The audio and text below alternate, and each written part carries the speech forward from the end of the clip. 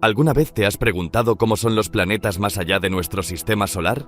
Prepárate para un viaje increíble a los rincones más lejanos del cosmos, porque lo que descubrirás te dejará asombrado. Exoplanetas con características tan extraordinarias que desafían nuestra imaginación, desde mundos cubiertos de diamantes hasta gigantes gaseosos con lluvias de vidrio. Cada nuevo descubrimiento revela un universo más diverso y fascinante de lo que jamás habríamos podido soñar. Conocer estos planetas no solo amplía nuestro entendimiento del cosmos, sino que también nos acerca a responder una de las preguntas más fundamentales.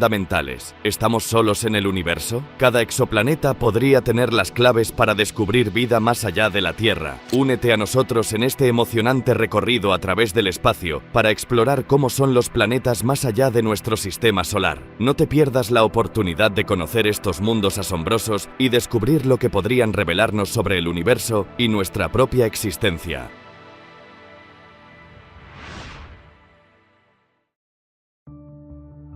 Los planetas menores. Se cree que los asteroides están formados por cóndrulos, granos de roca fusionados por el calor dentro del disco estelar. Durante la formación del sistema solar, las agrupaciones de estos cóndrulos formaron los primeros asteroides y fueron los bloques de construcción de los planetas. Una vez formado el sistema solar, quedó mucho material sobrante de asteroides que adoptó un amplio espectro de formas. Las formas más grandes son los planetas pequeños o planetoides, lo bastante grandes como para tener forma ovoide. Esta categorización hizo que Plutón fuera retirado de la lista de planetas mayores. Las muestras más pequeñas de estos restos se suelen llamar meteoritos. De hecho, hay varios planetas menores. Algunos han sido arrastrados a órbitas secundarias y se han convertido en lunas. El tradicional cinturón de asteroides entre Marte y Júpiter tiene uno llamado Ceres, que es el más grande y fue el primero que se detectó. Nuestra primera imagen de un asteroide fue cortesía de la sonda Galileo en su vuelo a través del cinturón de asteroides hacia Júpiter. Fotografió el 951 Gaspra, un asteroide de tipo S con un diámetro medio de poco más de 6 kilómetros. La S se refiere a su composición rocosa, Stony en inglés. La sonda Galileo fotografió después un asteroide más grande, el 243 Ida, de 15 kilómetros y medio de diámetro. La imagen reveló que posee su propia luna llamada Dáctil. Los asteroides no solo se encuentran en el cinturón de asteroides entre las órbitas de Marte y Júpiter, muchos orbitan más cerca de la Tierra y se denominan objetos próximos a la Tierra, o NEO en inglés. El radar es un instrumento muy potente que usamos para estudiar los asteroides cercanos a la Tierra. El asteroide Toutatis estaba a millones de kilómetros de distancia y fuimos capaces de distinguir rocas en su superficie. Solo hay 2 instalaciones de radar en todo el mundo con suficiente sensibilidad para realizar observaciones regulares de objetos cercanos a la Tierra: Arecibo y Goldstone. Ni siquiera los telescopios más potentes, incluido el Hubble, son capaces de ver este asteroide. Solo lo ven como un punto de luz, ya que está demasiado lejos y es muy pequeño. Ofrece una oportunidad extraordinaria de conseguir imágenes muy detalladas. El radar transmite microondas que se propagan a la velocidad de la luz hacia el asteroide y rebotan. El eco del radar revela rasgos de la superficie del asteroide, nos indica su rotación y señala con gran exactitud su distancia respecto del radar. Las imágenes fueron tomadas con el radar terrestre del asteroide 2006 BL86, del que sabemos que posee su propia luna, y el HQ-124, que pasó muy cerca de la Tierra a unas 3/4 partes de la distancia a la Luna. Se espera que regrese a lo largo del siglo XXI. Los científicos se interesan más por estos objetos debido a su potencial para cruzar por el plano orbital de la Tierra y quizás representen una amenaza. El tipo más frecuente de asteroide es del tipo C, de carbono, que supone el 75% de los asteroides conocidos. La sonda NEAR Shoemaker fue la primera sonda lanzada por la NASA para estudiar los asteroides. Fotografió el asteroide 253 Matilde, del tipo C, y luego se desplazó hasta el 433 Eros, el más grande visitado hasta entonces. Allí entró en su órbita, realizó numerosas medidas y, más por casualidad que por planificación, aterrizó sobre su superficie. Fue la primera sonda en hacerlo. La sonda experimental Deep Space One fue enviada a investigar el asteroide 9969 Braille. Debido a problemas técnicos, las imágenes que envió eran de baja calidad. Sin embargo, continuó hacia su segunda cita en el primer encuentro con un cometa, el 19P Borrelly. Los cometas. Los cometas están muy relacionados con los asteroides, pero su origen está en los fríos y oscuros límites exteriores de nuestro sistema solar. Los cometas son cuerpos que quedaron como remanentes desde que se formó el sistema solar hace unos 4.500 millones de años.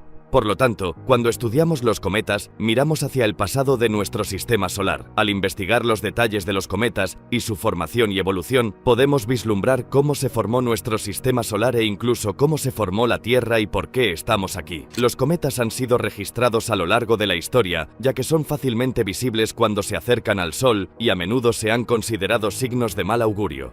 Un cometa famoso es el Halley. En 1986, el cometa Halley regresó y esta vez fue recibido por toda una flota de sondas espaciales. El primer intento de un encuentro en el espacio tuvo lugar cuando la sonda International Comet Explorer, o IC, pasó por la cola del cometa 21P Giacobini-Zinner en su ruta hacia el Halley. La Agencia Espacial Europea envió la sonda Giotto. Rusia y Francia enviaron dos sondas vía Venus, las Vega 1 y Vega 2. Japón lanzó sus primeras sondas del espacio profundo denominadas Suisei y Sakigake. Estas mediciones facilitaron el vuelo de la Giotto para que se acercara más al núcleo del cometa de lo que se había planificado en un principio. En 1994, astrónomos y científicos tuvieron un regalo especial. El cometa Shoemaker-Levy 9 se fragmentó y cayó sobre Júpiter de un modo violento y espectacular. Los cometas requerían más estudio. La sonda Stardust fue enviada a investigar sucesivamente los cometas 5T 535, Anne Frank y Tempel 1. Regresó a la Tierra con muestras de la cola cometaria de este último. Nuestro mayor descubrimiento fue analizar el material cometario que volvió con la misión Stardust de la NASA. Esa sonda llegó hasta el cometa y regresó con una cantidad muy pequeña de este material. Solo teníamos una oportunidad para analizar este material y el análisis estaba en el límite mismo de nuestra capacidad de detección. Así que pasé 2 años optimizando la técnica, ensayando, practicando y perfeccionando todo antes del día en que lo llevaríamos a cabo. Todo estaba orientado hacia el gran día. Muy pocas personas tienen la oportunidad de trabajar con un material de cometas o de meteoritos que tienen 4.500 millones de años, y los pocos días dedicados a realizar las mediciones justificaban toda la preparación que fue necesaria. La Agencia Espacial Japonesa, JAXA, lanzó la sonda Hayabusa para estudiar el asteroide 2543 Itokawa y tomar una muestra de la superficie en una maniobra de contacto y regreso. La misión tardó 7 años en completarse, y el módulo con la muestra fue recuperado en el desierto australiano en 2010. Una sonda con objetivos muy ambiciosos fue la Rosetta, lanzada un año antes por la Agencia Espacial Europea. Su propósito era aterrizar sobre el cometa 67P Churyumov-Gerasimenko. Solo llegar hasta él fue todo un reto en navegación espacial. Si se pretende un encuentro con un cometa, hay que acelerar la sonda y alcanzar la misma velocidad que lleva el cometa alrededor del Sol. Este es el problema, no solo la distancia sino la velocidad. No hay cohetes que puedan darnos la velocidad necesaria para ser tan rápidos como un cometa. Lo que se hace es aproximarse a un planeta y utilizar la atracción gravitatoria del planeta para acelerar la sonda. La sonda pasó junto a los asteroides 2867 Steins y 21 Lutetia. Lutetia es un objetivo muy extraño, un asteroide muy extraño.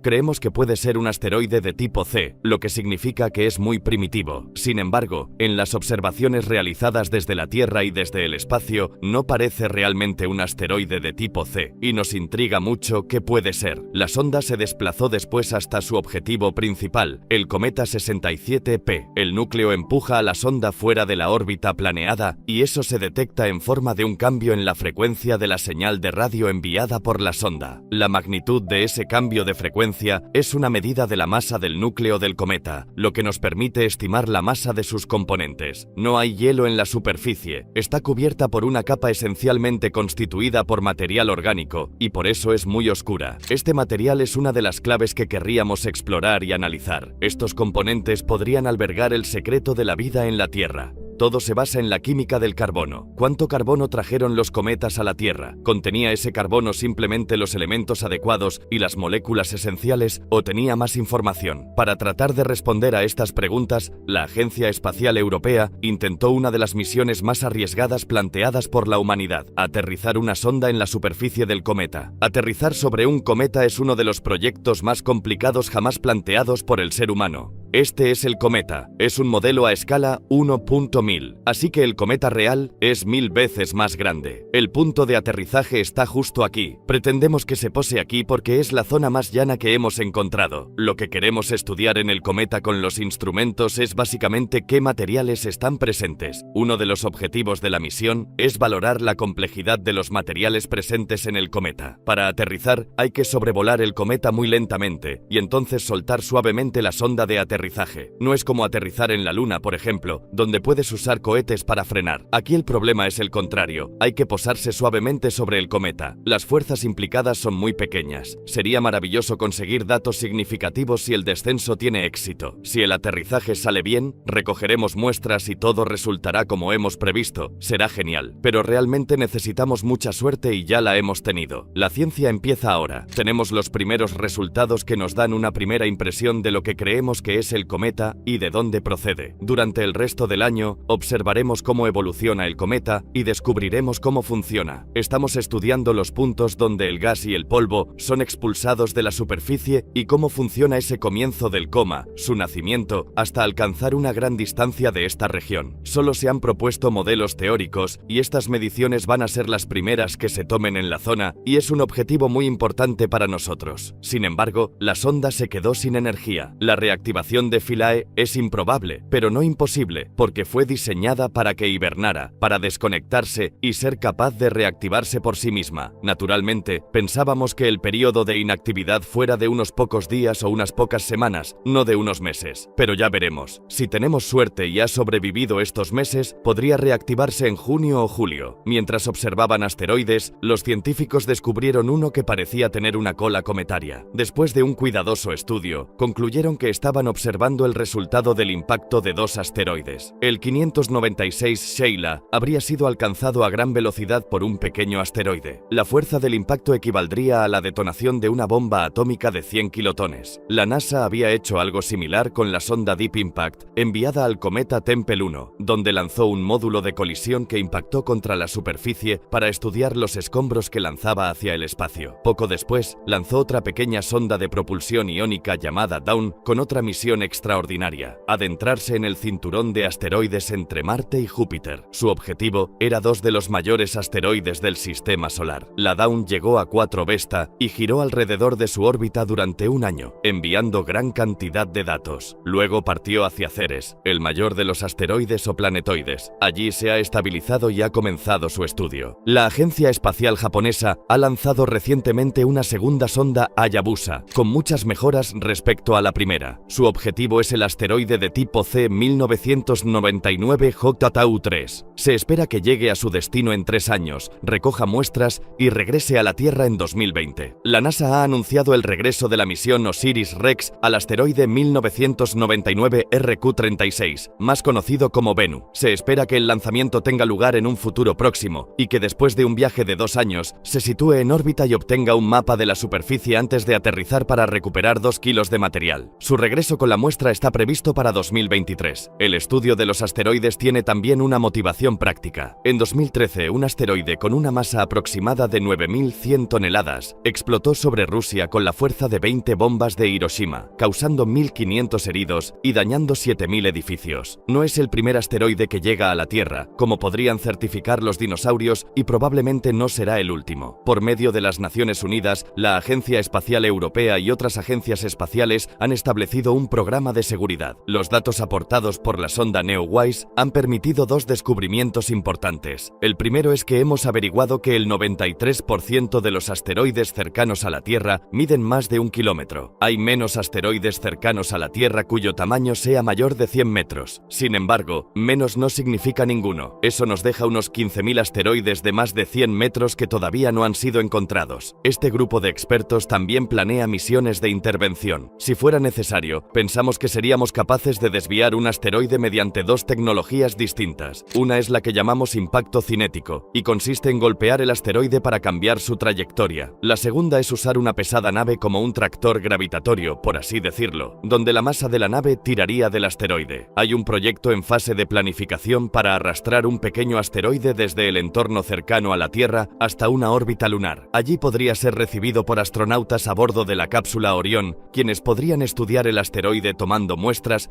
y regresar después a la Tierra. Cuanto más sepamos, más preparados estaremos para defender nuestro lugar en el sistema solar. Miles de millones de estrellas hermanas pueblan el cielo nocturno. Estudiamos nuestro Sol de cerca porque, como la piedra Rosetta, puede revelar los secretos de todas las demás estrellas. No se puede estudiar el Sol de forma aislada. Su poder e influencia por todo el sistema solar que generó es completa y dominante. La heliosfera es una inmensa burbuja magnética que se extiende más allá de la órbita de Plutón y que contiene el viento solar de partículas energéticas de baja velocidad y plasma que se origina en la superficie del Sol. Después de viajar durante 36 años y de recorrer 19.000 millones de kilómetros, la sonda Voyager 1 ha alcanzado el borde de esta heliosfera. La Voyager 1 ha abandonado la burbuja que rodea al Sol y ha entrado en el espacio interestelar, el espacio entre las estrellas. Ahí sigue detectando las ondas de choque emitidas por el Sol y suenan de esta manera.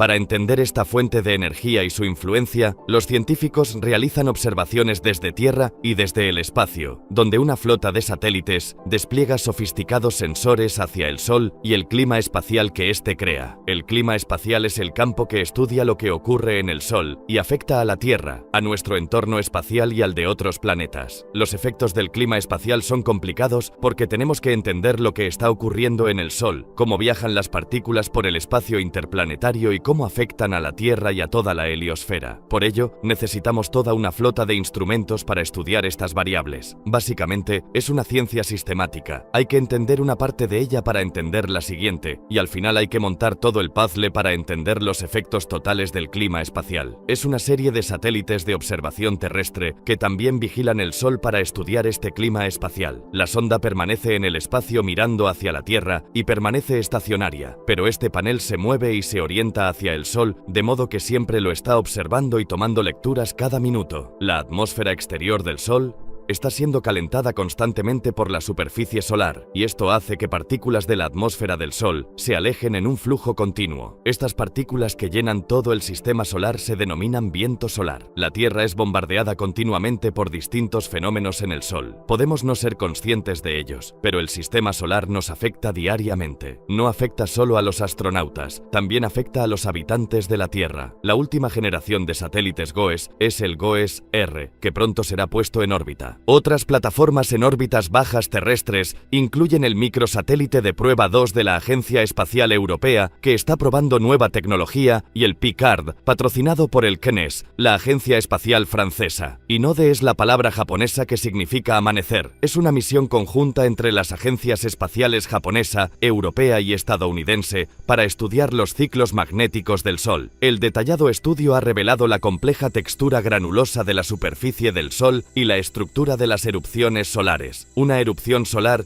es una enorme liberación de energía que convierte la energía magnética del Sol en calor, en luz, acelera las partículas y puede calentar el plasma en solo unos minutos hasta más de 60 millones de grados Kelvin. En una erupción importante, el Sol produce un flash de luz que es la propia erupción y que produce a la vez una gran bola de material que empieza a alejarse del Sol y que es la eyección de masa coronal. Ambos fenómenos pueden acelerar partículas subatómicas que llamamos partículas energéticas solares. Estas tres cosas juntas constituyen una tormenta solar. Para estudiar el fenómeno del viento solar, se situó un grupo de satélites en una órbita especial entre la Tierra y el Sol que recibe el nombre de L1 o punto de Lagrange 1, un punto de equilibrio gravitacional entre la Tierra y el Sol. El Advanced Composition Explorer, EICE, observa las partículas energéticas solares. WIND estudia las ondas de radio y de plasma que ocurren en el viento solar y en la magnetosfera de la Tierra. SOHO es el observatorio solar y heliosférico. Usando el satélite SOHO y una técnica llamada heliosismología, muy similar a la sismología terrestre, hemos podido vislumbrar el interior del Sol. Hemos podido ver la capa del Sol que se encuentra justo debajo de la superficie visible, a la que hemos llamado zona de convección. Ahí es donde se desarrolla todo el dinamismo del interior del Sol en forma de burbujas que ascienden a la superficie. Ahí es donde se desarrollan en primer lugar todos los fenómenos solares que observamos. Bajo la superficie, vemos esos flujos de plasma solar y vemos la formación de manchas solares. Eso es algo que nunca se había hecho antes, ver en detalle el interior de una estrella. Otro telescopio espacial de alta resolución era TRACE. Habíamos visto detalles de los bucles coronales en imágenes anteriores de otros satélites. Veíamos un gran bucle, pero con las imágenes actuales de TRACE se distinguen los detalles que parecen filamentos minúsculos que se van rompiendo, pero que se vuelven a formar y lanzan plasma. Explora la física de partículas detrás de las erupciones solares usando imágenes de rayos X y rayos gamma. Otro fenómeno que somete el sistema solar a un bombardeo es la eyección de masa coronal, o EMC. Una eyección de masa coronal es una erupción de plasma en el Sol que se adentra en el espacio y que podría afectar a la Tierra en el caso de que esa gran bola de plasma nos alcanzara. La misión de los gemelos estéreo de la NASA tiene un satélite en órbita alrededor del Sol por delante de la Tierra y otro por detrás, aportando una visión estereoscópica del Sol que permite entender mejor estas eyecciones de masa coronal y las partículas energéticas del plasma. Las partículas energéticas del Sol son partículas de plasma que son aceleradas en el lugar de la erupción a partir de la energía liberada en la erupción. Estas partículas pueden ser aceleradas hasta casi el 80% de la velocidad de la luz. Cuando una eyección de masa coronal viaja tan deprisa, crea una onda de choque que a su vez puede crear partículas energéticas solares. En 2009, la NASA comenzó un nuevo programa científico llamado Viviendo con una estrella. La joya de la corona de este programa es el Observatorio de Dinámica Nuclear o ODS, el satélite más avanzado que se ha diseñado para estudiar el Sol y su comportamiento dinámico. El objetivo es desarrollar los estudios científicos necesarios para comprender los aspectos del Sol que nos afectan directamente en la Tierra. El satélite produce imágenes de muy alta definición en 16 megapíxeles y 13 longitudes de onda distintas, desde las frecuencias de ultravioleta extremo hasta las imágenes heliosísmicas y magnéticas y las imágenes atmosféricas. Cada longitud de onda ha sido seleccionada para resaltar una parte en concreto de la atmósfera solar. Los resultados son asombrosos y revelan con gran detalle la superficie del Sol y los límites exteriores de la corona solar. Estos fenómenos solares son más grandes que nuestro planeta y la ciencia ha renovado el interés por el campo magnético terrestre que nos protege. En la superficie de la Tierra, estamos protegidos frente a las erupciones solares y las eyecciones de masa coronal gracias al campo magnético terrestre llamado magnetosfera, que desvía el campo magnético solar y las partículas energéticas, y también por la atmósfera, que absorbe los mayores niveles de radiación. Afortunadamente, en la Tierra estamos protegidos frente a las erupciones y las eyecciones de masa coronal por su atmósfera exterior, que absorbe mucha de la energía del incremento de luz de las erupciones solares. Pero también estamos protegidos por el campo magnético. La Tierra tiene un polo norte y un polo sur, y eso lo sabemos con la brújula, pero este campo magnético también nos protege de las partículas de plasma procedentes de las eyecciones de masa coronal, desviando gran parte de esa energía directa. Cuando llega una eyección de masa coronal, choca contra el campo magnético terrestre y lo deforma. Las partículas entonces se desvían y se producen cambios en el lado opuesto de la Tierra que aceleran esas partículas y las lanzan hacia los polos norte y sur, produciendo ese hermoso fenómeno de luces verdes, azules y rojas que son las auroras. La energía del Sol se produce mediante un proceso llamado fusión, que tiene lugar en el núcleo mismo del Sol, donde la intensidad del calor y la densidad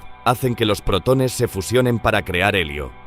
Este es el proceso que crea la energía del Sol. A medida que la energía se desplaza hacia el exterior, impulsada por campos magnéticos, la temperatura desciende. Hasta ese punto, todo tiene sentido en cuanto a que la zona más caliente es la intermedia, y luego se hace progresivamente más fría a medida que te alejas. Entonces ocurre algo muy interesante. Empieza a calentarse de nuevo. Esta capa donde la temperatura aumenta de nuevo se denomina cromosfera, y se encuentra entre la fotosfera y la corona, que es la parte más caliente de la atmósfera solar. Para descubrir cómo se calienta esta zona, se lanzó otra misión en 2013 llamada IRIS. El satélite IRIS está equipado con un telescopio de ultravioleta y un espectrógrafo. Su gran capacidad de resolución permite resolver rasgos de tan solo 240 kilómetros en la superficie del Sol. Las primeras imágenes enviadas por IRIS muestran una multitud de estructuras fibrilares que nunca habían sido vistas antes, y que revelan enormes contrastes en densidad y temperatura por toda la región. La luz de la cromosfera es difícil de interpretar debido a la compleja interacción de la luz con la materia, que rebota a su alrededor muchas veces antes de lanzarse hacia nosotros. Esto significa que las interacciones de esa materia necesitan ser modeladas en gran detalle, no solo con ordenadores, sino con las técnicas que ha desarrollado el equipo IRIS, y en este sentido, estamos preparados para hacerlo. Los datos recogidos por el satélite IRIS muestran que la región intermedia del Sol es significativamente más compleja de lo que creíamos. Aunque la corona está muy caliente, a millones de grados, tiene muy baja densidad, así que no hace falta mucha energía para llevarla a esa temperatura. La cromosfera, sin embargo, tiene una densidad mucho mayor, y aunque su temperatura es menor, hay mucha más energía contenida en la cromosfera que en la corona. Por eso basta que se escape una pequeña fracción de la energía de la cromosfera hacia la corona para impulsar todos los procesos que vemos, como el calor extremo o la aceleración del viento solar que baña todo el sistema e impacta contra todos los planetas, incluido el nuestro. Esperamos entender mejor estos fascinantes e importantes procesos mediante IRIS. Esta energía que fluye desde el Sol produce otro fenómeno espectacular en los planetas del sistema solar, las auroras boreales. Las auroras boreales son partículas que han sido desviadas hacia el polo norte y el polo sur y que producen esos hermosos colores verdes, azules y rojos. No son partículas que procedan directamente del Sol. Cuando llega una eyección de masa coronal, afecta al campo magnético terrestre, choca contra él y lo deforma, lo que provoca otros cambios en el lado opuesto de la Tierra, cambios que a su vez aceleran más partículas y las lanzan hacia los polos norte y sur, produciendo esas hermosas ondas de azules, verdes y rojas que tanto nos gustan. Para enfrentarse a las nuevas cuestiones sobre el viento solar y las partículas energéticas, la NASA lanzó un par de satélites en órbita terrestre. Las sondas Van Allen recibieron el nombre del famoso científico que descubrió los cinturones de radiación que rodean nuestro planeta y fueron lanzadas para estudiar con mayor detalle el fenómeno de la radiación y los campos magnéticos que rodean la Tierra. El campo magnético de la Tierra es sacudido y deformado por la actividad geomagnética causada por las erupciones en el Sol y por las grandes burbujas de plasma que surgen del Sol y se dirigen hacia la Tierra. Parte de esa energía es capturada en el campo magnético de la Tierra y mediante varios procesos, esa energía excita las partículas en los cinturones de radiación hasta niveles de energía que constituyen un riesgo para las naves espaciales y para los astronautas. Los dos satélites se centran en los dinámicos cinturones de radiación en la magnetosfera interna de la Tierra y son los únicos que lo hacen. Por tanto, son un componente fundamental en la serie de fenómenos que vinculan el Sol con la Tierra. Las erupciones solares y las proyecciones de masa coronal son impulsadas por reconexiones magnéticas. El Sol revuelve su campo magnético intrínseco, provocando que los campos magnéticos opuestos se aniquilen. Pero no puedes simplemente librarte del campo magnético. No puedes librarte de esa energía. Esa energía tiene que convertirse y ser transferida a otras cosas como movimientos en el plasma, aceleración del plasma, calentamiento del plasma y producción de mayor luminosidad. En la superficie de la Tierra estamos protegidos frente a las erupciones solares y eyecciones de masa coronal gracias al campo magnético, llamado magnetosfera, que desvía el campo magnético y las partículas energéticas, así como por la atmósfera que absorbe los mayores niveles de radiación. Este campo magnético de la Tierra también nos protege de las partículas cargadas de plasma que proceden de las eyecciones de masa coronal, desviando gran parte de esa energía directa. El fenómeno de la reconexión magnética no está bien comprendido, así que la NASA ha lanzado una misión multisatélite llamada MMS para tratar de descubrir los secretos de nuestro campo magnético. La misión MMS consiste en 4 satélites que vuelan en constelación para medir un proceso llamado reconexión magnética. El universo está lleno de plasma y campos magnéticos, y por todo el universo tenemos distintos tipos de plasma colisionando unos con otros. Un ejemplo de esto es el viento solar que llega y colisiona con la magnetosfera de la Tierra. Una fracción de la energía cinética del plasma se convierte rápidamente en energía del plasma, lo que se puede considerar una especie de explosión magnética. Esto es importante porque esas explosiones impulsan muchos de los patrones climáticos que vemos en la magnetosfera, lo que los científicos espaciales denominan clima espacial. Estos fenómenos pueden tener un impacto en nuestra vida diaria, pueden afectar a los satélites de comunicación o a la red eléctrica, así que necesitamos necesitamos entender cómo funcionan estas reconexiones magnéticas. Debemos medir la reconexión magnética en más de un sitio para ver cómo varía en el espacio en las 3 dimensiones espaciales. Eso requiere un tetraedro. Otro beneficio fantástico es que nos permitirá reconocer las zonas de reconexión magnética de forma más fácil que usando un solo satélite. La idea es tener 4 satélites rodeando la zona donde está ocurriendo la explosión. La separación entre los satélites es de entre 10 y 100 kilómetros, lo que puede parecer una gran distancia, pero en términos de la magnetosfera, que es absolutamente enorme, es realmente una región microscópica la que estamos intentando cubrir. La MMS tiene 2 fases orbitales diseñadas para estudiar la reconexión. En el lado diurno tenemos la situación de que el viento solar está constantemente chocando con el campo magnético de la Tierra. Esto es realmente bueno para la MMS porque sabemos que se encontrará en esa zona en algún momento. Lo que esperamos es que, dado que ese proceso ocurre constantemente, podamos tener suerte y volar atravesando la explosión magnética a medida que ocurre. En el lado nocturno, sin embargo, la situación es algo diferente. Se produce un gradual incremento de energía magnética en la cola, y estas explosiones magnéticas pueden ocurrir de forma aleatoria. Realmente no sabemos cuándo van a ocurrir o si van a ocurrir en la cola. Debemos entender ambos fenómenos y queremos entender cómo funciona la magnetosfera. Creemos que ambos escenarios son muy importantes también para el estudio del Sol, del viento solar, de las magnetosferas planetarias y de muchos objetos astrofísicos, así como en el laboratorio.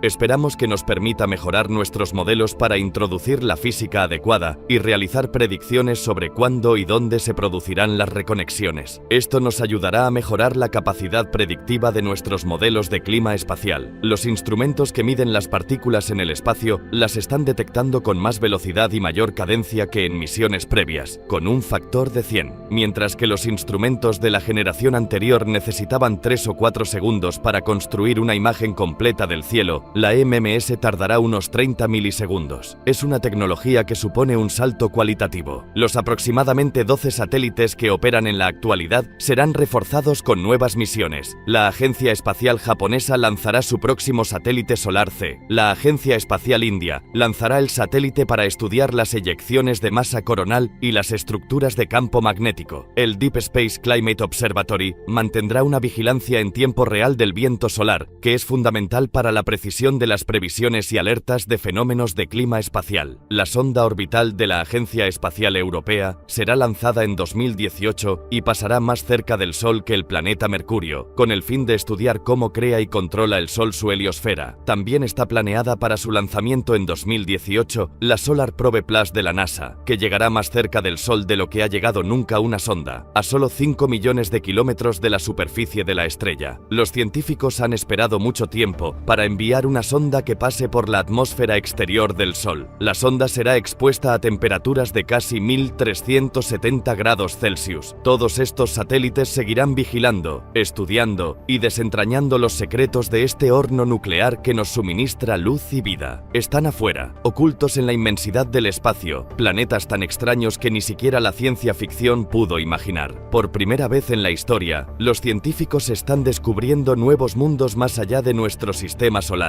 Lugares donde el hielo es caliente y la lluvia está hecha de hierro.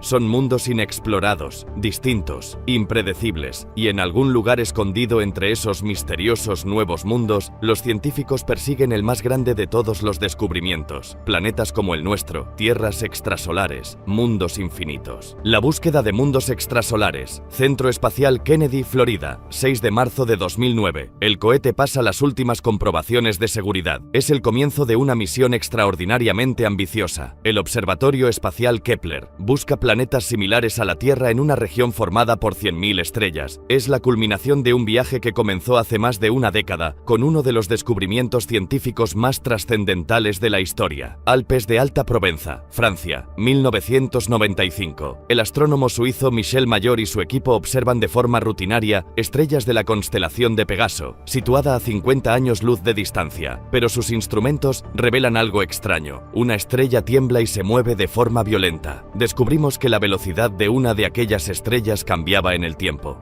¿Qué es lo suficientemente fuerte para poder perturbar una estrella del tamaño de nuestro Sol? La respuesta de mayor es una idea radical, un planeta. Pero nadie ha observado nunca un planeta orbitando en torno a una estrella parecida al Sol. El problema para detectar un planeta en la órbita de otra estrella reside en que, cuando el planeta gira cerca de la estrella, su luz queda cegada por el resplandor de esta. A pesar de las dificultades, Mayor confía en sus datos e insiste en que esos violentos movimientos están provocados por la fuerza gravitacional ejercida por el planeta. Fue muy escéptico cuando leí las declaraciones de Michel Mayor. En muchas ocasiones se había anunciado erróneamente el descubrimiento de un planeta en la órbita de una estrella. Así que pensé, vaya, ya empezamos otra vez. Decidí observar aquella estrella durante 4 noches, y sorprendentemente, la estrella se movía tal y como había contado Michel Mayor y su colega Didier Queloz. Anunciaron su descubrimiento y la noticia conmocionó a la comunidad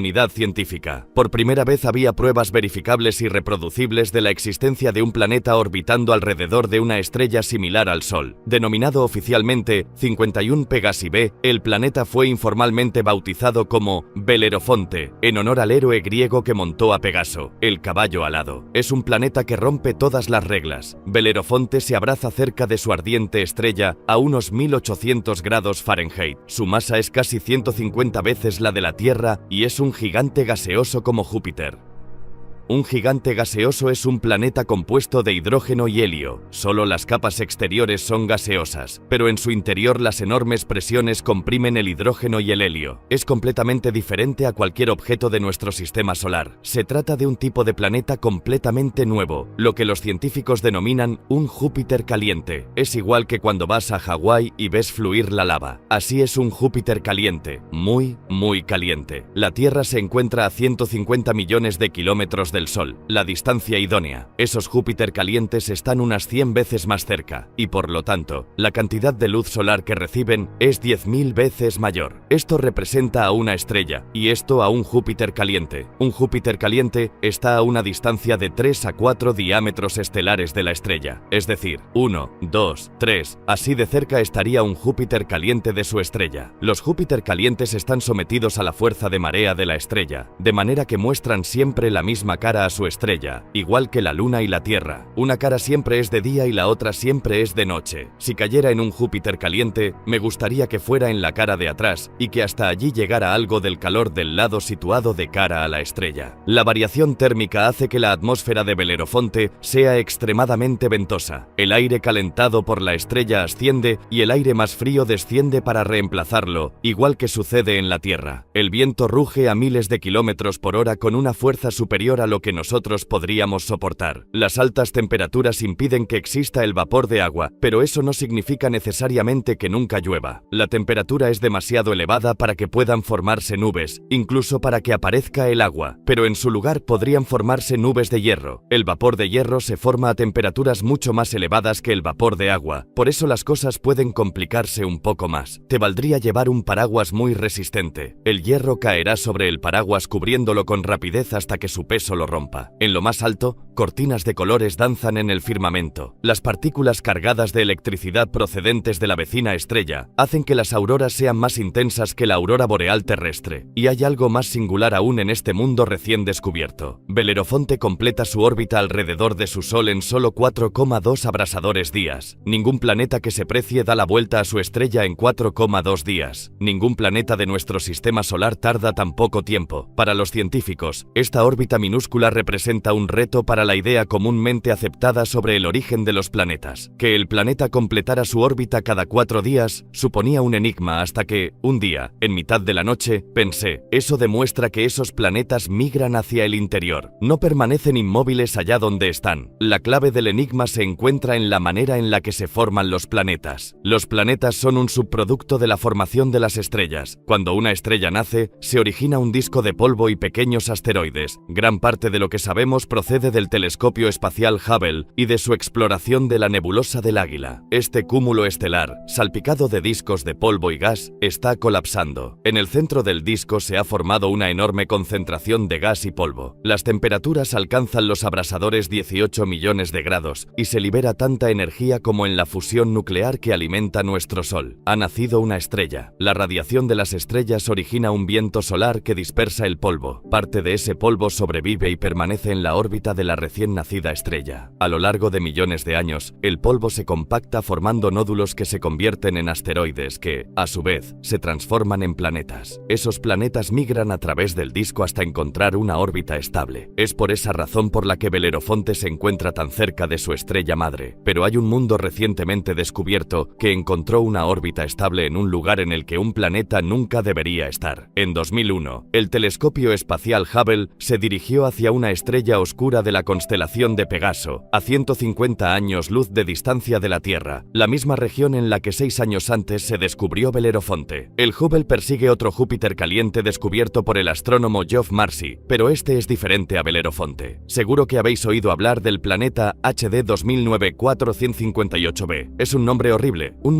para un lugar horrible. HD 2009-4158b fue bautizado Osiris, el dios egipcio de la muerte, por sus descubridores. La masa de Osiris es 200 veces mayor que la masa terrestre. Este planeta ha migrado peligrosamente cerca de su Sol, a tan solo 6,5 millones de kilómetros de su abrasadora superficie. Osiris arde en un infierno planetario. La temperatura media diaria en Osiris supera los 2000 grados. Nada de calentamiento global. Esto es el achicharramiento global, que hace que Osiris pierda 550.000 toneladas de aire por segundo. Hay un escape de gas, un flujo constante de hidrógeno y helio que está formando una nube inmensa alrededor del planeta. Su atmósfera se desangra en el espacio. Los científicos conjeturan que detrás del planeta se oculta una descomunal estela en forma de espiral de gas. Osiris representa una oportunidad sin precedentes para los astrónomos. Gracias al Hubble pueden analizar la atmósfera hinchada de este planeta extrasolar. Por primera vez podemos conocer la composición de la atmósfera de un planeta extrasolar. Sorprendentemente, el Hubble encuentra muchos de los elementos químicos básicos necesarios para la vida: sodio, carbono, hidrógeno y oxígeno. Pero la temperatura en Osiris es demasiado alta para la vida tal y como la conocemos. Podrían existir formas de vida diferentes que sobrevivan a temperaturas más elevadas, pero no existe una superficie sólida como la que conocemos. Es un Júpiter caliente, así que esa forma de vida estaría limitada a microbios diminutos flotando en el aerosol. La atmósfera en nuestro planeta está llena de vida, pero la vida no nació allí. Por eso no puede haber vida en los Júpiter calientes. Los astrónomos han encontrado muchos Júpiter calientes desde que se descubrió Belerofonte en 1995, pero las condiciones descartan a esos planetas como lugares donde el drama de la vida pueda desplegarse. Uno de esos gigantes gaseosos es un planeta que burla todas las leyes de la evolución: California. El astrónomo Geoff Marcy ha hecho un sorprendente descubrimiento sobre un planeta en la órbita de 16 Cygni b, una estrella situada en la constelación de Cygnus, el Cisne, a 70 años luz de distancia. Resultaba evidente que tenía una órbita elongada que aproxima el planeta y luego lo aleja de la estrella anfitriona. Aquello, por supuesto, era un desafío para todas nuestras ideas basadas en nuestro sistema solar, en el que todos los planetas giran alrededor del Sol, en órbitas casi circulares, como los surcos de un disco. Igual que un gigantesco yo-yo espacial, el gigante gaseoso se mueve adelante y atrás por su sistema solar. Es como si cada año la Tierra se acercara a toda velocidad a 40 millones de kilómetros del Sol para, una vez pasado Marte, alejarse en dirección a Júpiter. Y como todos los gigantes gaseosos de nuestro sistema solar, este planeta yo-yo tendría su propio séquito de lunas. Una de esas lunas podría parecerse a la Tierra. Aquí es donde empieza lo más interesante. Imaginemos una luna rocosa con una superficie con lagos, océanos, puede que arroyos y cascadas. La Luna giraría alrededor de su planeta y ambos alrededor de la estrella anfitriona. A diferencia de la Luna sin aire que gira alrededor de la Tierra, esta Luna es un mundo con estaciones extremas. En nuestro mundo, las estaciones están causadas por la inclinación del eje del planeta.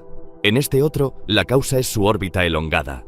Esos pobres planetas con órbitas elípticas elongadas sufren cambios violentos en el clima a lo largo del año. En el punto más cercano de la órbita, la estrella calcina al planeta Yo-Yo y su luna. Comienza el verano. La atmósfera en la luna, parecida a la Tierra, es barrida por violentas tormentas. Un huracán de categoría 5 en la Tierra solo es un suave remolino comparado con los inmensos torbellinos que se forman aquí. Las nubes se condensan a medida que el agua se evapora. Las temperaturas ascienden rápidamente. El agua y los gases se calientan y los océanos hierven transformándose en vapor. Es como una gran sauna. En el cenit del verano, la luna se asfixia a 800 grados de temperatura. Está en el punto más cercano a la estrella de los 26 meses de órbita. El verano apenas ocupa 2 meses. Pero, ¿qué verano? El planeta y su luna se alejan del horno de la estrella. Las temperaturas descienden hasta registros que nos resultarían moderados y cómodos. Con la llegada del otoño, las lluvias regresan a la sedienta y agostada luna. Las cuencas secas de los océanos vuelven a llenarse y surgen mares que forman nuevas costas. La tranquilidad se impone a medida que el planeta Yo-Yo y su luna se deslizan en las profundidades del gélido invierno oscuro. Las temperaturas rondan los 260 grados bajo cero. Los océanos se hielan y los casquetes polares se expanden por la superficie de la luna, cubriéndola de una capa de hielo de kilómetros y kilómetros de espesor. El invierno es largo. Dura 17 meses. Al llegar la primavera, el sol se acerca al cielo de esta desangelada luna y los hielos se parten y funden de forma violenta. Inmensos ríos de hielo surcan un tempestuoso océano de aguas crecientes. En 2 preciosos y breves periodos, durante el deshielo de primavera y las lluvias de otoño, el clima de esta luna parecida a la Tierra es templado y agradable. A 150 millones de kilómetros de distancia de la estrella, aproximadamente la misma distancia que existe entre el Sol y la Tierra, la órbita elíptica de este planeta y su luna alrededor de la estrella atraviesa una región que algunos científicos llaman la zona habitable. Las condiciones aquí son sencillamente perfectas para la vida. Si estás demasiado cerca de la estrella, el calor es excesivo, y si estás demasiado lejos, entonces el frío es excesivo y todo se hiela. Pero si estás justo en el medio, es perfecto. Todas las estrellas tienen una zona habitable. La ubicación de esa zona depende del tamaño y la temperatura de la estrella. En nuestro sistema solar, Venus marca el límite interno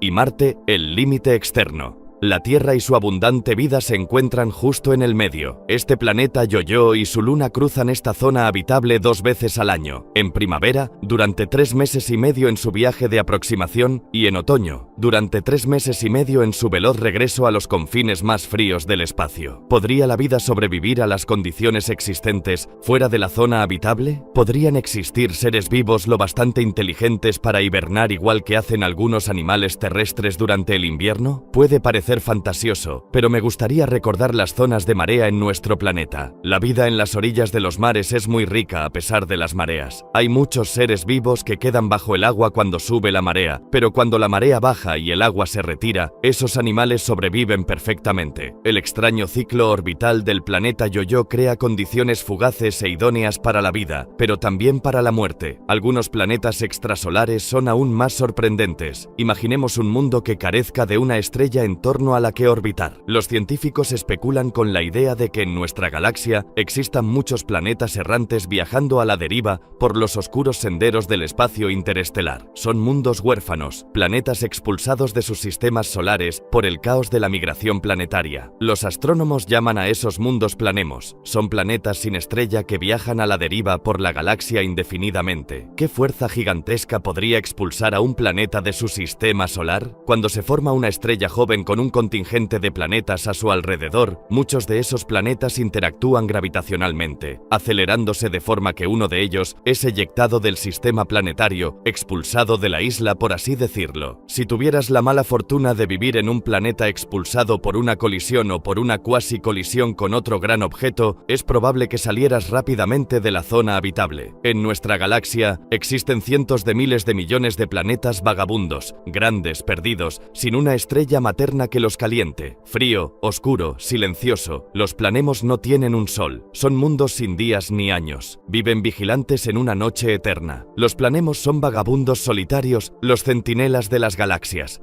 Solo porque viajen a la deriva en el espacio, no significa que un planemo esté muerto. Podría haber vida perfectamente en un planemo rocoso. Un planemo pequeño y rocoso sin atmósfera hibernaría en el frío extremo, más frío que el día más gélido de nuestro polo sur. Pero un planemo lo bastante grande como para retener la atmósfera conservará el calor generado cuando el planeta se formó. Es el efecto invernadero perfecto. El calor y la energía emanan del núcleo fundido en las profundidades del solitario planeta. Si el planemo fuera un gigante gaseoso como Júpiter, podría tener un sistema de lunas. La fuerza gravitacional entre un planemo y sus lunas produce fricción, por lo que la luna conservaría el calor en su interior. Esas lunas podrían albergar vida, igual que Io, la luna de Júpiter, que tiene volcanes y mucha energía térmica generada por la interacción con Júpiter y sus otras lunas. Si algo vive aquí, solo serán células simples como las bacterias comunes de nuestro planeta, no formas de vida complejas. Sin un sol que posibilite la fotosíntesis, estos diminutos organismos extraerían su energía de las sustancias químicas de la superficie del planeta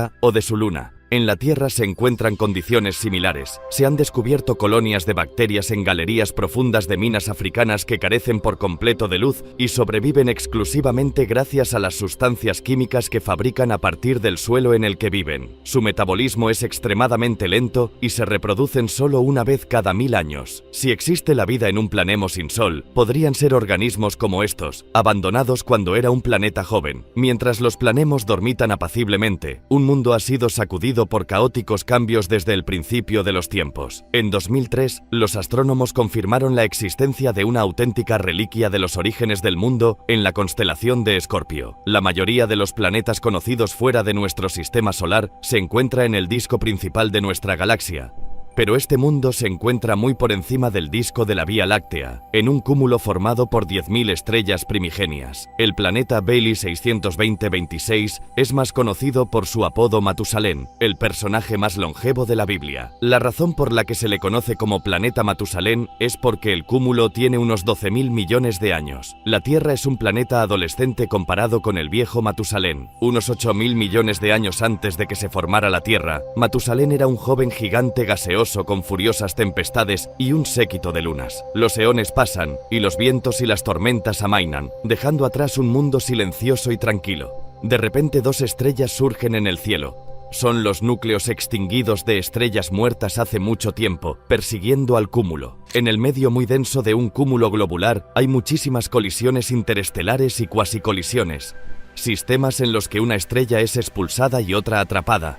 Es una danza cósmica de la gravitación similar a la de la migración de planetas. Una de las estrellas es expulsada y reemplazada por la estrella madre de Matusalén. Matusalén es ahora un planeta con 2 soles. Cada día amanece y anochece 2 veces. Las nubes y todos los objetos proyectan 2 sombras. Con el tiempo, la estrella madre originaria comienza a expandirse, la señal de que su vida termina. Se hincha hasta convertirse en una gigante roja y es engullida por una estrella de neutrones. La estrella de neutrones devora a la gigante roja. Ahora, Matusalén es un mundo apresado por los esqueletos de 2 estrellas muertas, el núcleo desnudo de la gigante roja y su compañera, la pulsante estrella de neutrones. Matusalén es un superviviente, pero por extraño que haya sido su pasado, nada es comparable a la extraña anomalía de un púlsar situado a 980 años luz de la Tierra, en la constelación de Virgo. En la distancia, un púlsar es como una luz intermitente, pero de cerca, los púlsares bombardean su entorno con su radiación letal. No es el lugar para un planeta. Aún así, algo interfiere en la precisión de este púlsar. Una posible explicación es que la anomalía esté causada por un planeta, pero la mayoría de los astrónomos ven con escepticismo que puedan existir planetas en la órbita de un púlsar. La razón por la que eso supone un problema es que los púlsares se forman en una explosión inmensa. Cuando explota una estrella gigante roja, la gigantesca bola de fuego, llamada supernova, libera tanta energía en un minuto como la que genera nuestro Sol en toda su vida. La onda expansiva de la supernova es tan grande que cuesta imaginar que un planeta pueda sobrevivir a ella.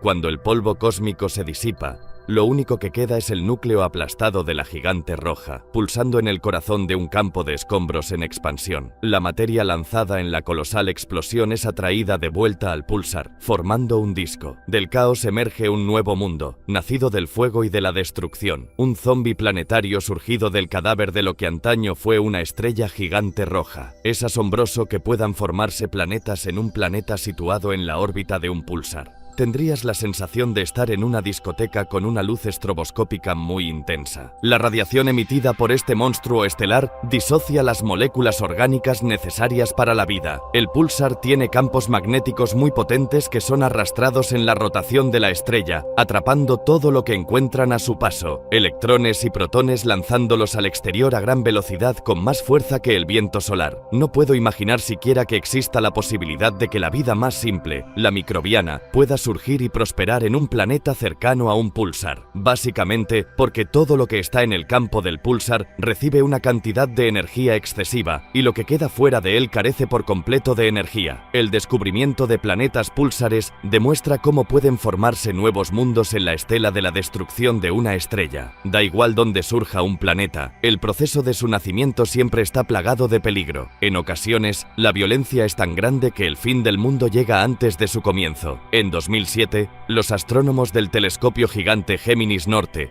hacen un extraño descubrimiento en el cúmulo de las Pléyades, a 400 años luz de la Tierra. Una estrella, conocida solo por su número de catálogo HD 2T3C514, está rodeada por una nube de gas y polvo en forma de rosquilla. La estrella en el centro de la rosquilla tiene 100 millones de años de antigüedad, un renacuajo cósmico en términos astronómicos. Nuestro Sol es 45 veces más antiguo. Las condiciones son perfectas para la formación de planetas, pero el análisis espectral encuentra algo extraño. El polvo está completamente pulverizado. Normalmente, las estrellas jóvenes están rodeadas de planetas en formación. El planeta aparece alrededor de la estrella joven en un disco protoplanetario de gas y polvo, y después prosigue confiado su camino en su órbita, sin percatarse de que está demasiado cerca de otro planeta. Hace millones de años, dos planetas primigenios situados en la órbita de HD 2T3C514 se dirigieron hacia su fin. A medida que los dos mundos se aproximan, la fuerza de marea modela las esferas planetarias en una forma ovoide. Nada permanece. Los dos mundos son destruidos, originando el polvo y los asteroides descubiertos alrededor de la estrella HD 2T3C514. Hace 4.000 millones de años, un apocalipsis similar sucedió en la Tierra. Un planeta del tamaño de Marte se formó en la órbita del recién nacido planeta. Al igual que los planetas de HD 2T3C514, la Tierra y este cuerpo de un tamaño similar al de Marte se dirigieron hacia una colisión segura. Si tuvieras la mala fortuna de encontrarte en ese planeta en formación, en proceso de convertirse en la Tierra, te despertarías una mañana y descubrirías que el cielo se oscurece cada vez más y que en menos de una hora, un cuerpo del tamaño de Marte cae sobre ti. La onda expansiva resultante de la colisión se nota en todo el planeta. La superficie terrestre es arrasada. La colisión destruye un lado del planeta. Las rocas fundidas se esparcen por el espacio. Todo el globo está salpicado de meteoritos y gases tóxicos. El infierno a su lado parece unas vacaciones en las Bahamas. Los asteroides producto de la colisión se fusionan y forman nuestra luna. Es un nuevo planeta. Las colisiones son parte del proceso de formación de los sistemas planetarios. Un planeta sólido sería el resultado de la fusión de fragmentos de roca, y en toda la galaxia, fragmentos de roca colisionan y forman mundos parecidos a la Tierra que desafían a la imaginación. Hay un nuevo planeta ahí fuera, un planeta cuya existencia desconocíamos. No se trata solo de un planeta, es un nuevo tipo de planeta, la Tierra en esteroides. Me gusta llamarlas supertierras. Son iguales que la Tierra, salvo por su masa, que es 10 veces la de nuestro planeta. Una de las familias de supertierras tiene, igual que nuestro mundo, continentes y océanos. Otra podría ser muy seca, como Marte, y existe otra familia que llamamos de mundos acuáticos o planetas oceánicos, que están completamente cubiertos de agua. Bienvenidos a Gliese 581c. Este planeta fue descubierto por Michel Mayor, y junto a otros dos planetas, gira alrededor de una estrella diminuta. Está en la constelación de Libra, a solo 20 años luz de distancia, y es uno de los planetas rocosos más pequeños descubiertos fuera de nuestro sistema solar. Pero eso no significa que Gliese 581c sea pequeño. Sigue siendo una supertierra con una masa 5 veces mayor que la de nuestro planeta, pero es la posibilidad de que contenga agua lo que apasiona a los científicos. Un planeta oceánico es como estar en mitad del océano Pacífico, sin tierra a la vista, solo agua, nubes blancas y algodonosas y el cielo azul sobre tu cabeza. Los vientos en el mundo oceánico serían similares a los de la Tierra, así que es un sitio muy bueno para navegar. El tiempo es absolutamente perfecto, el cielo siempre estaría azul y el sol en el mismo lugar. ¿Qué tal como parte meteorológico? No hay tierra por ninguna parte, ni siquiera a muchos kilómetros de profundidad.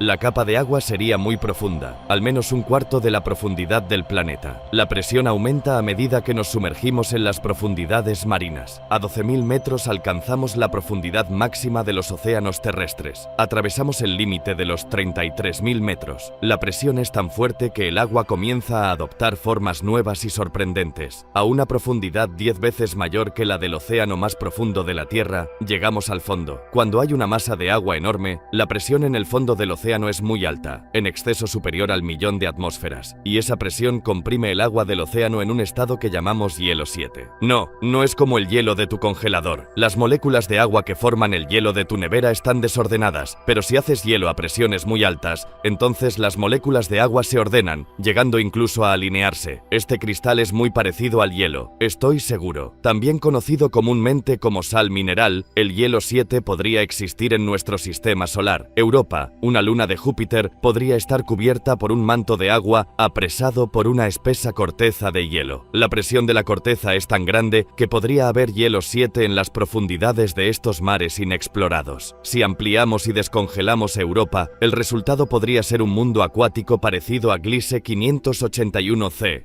Se puede pensar que haya surgido vida en un mundo acuático. Después de todo, el agua es esencial para la vida en la Tierra. En nuestro planeta, en todas partes donde hay agua, hay vida. Es imposible encontrar una gota estéril de agua en la Tierra a menos que tú mismo la pongas en el microondas. En ese mundo acuático podría haber bacterias o algún tipo de vida oceánica. Pero no todas las supertierras son mundos acuáticos en los que la vida prolifera. Cuando hablamos de supertierras, nos referimos fundamentalmente a dos tipos: rocosas con agua y cubiertas de agua en un océano interminable. Pero a las dos anteriores debemos añadir una tercera y poco frecuente familia de supertierras y planetas muy similares a lo que llamamos planetas de carbono.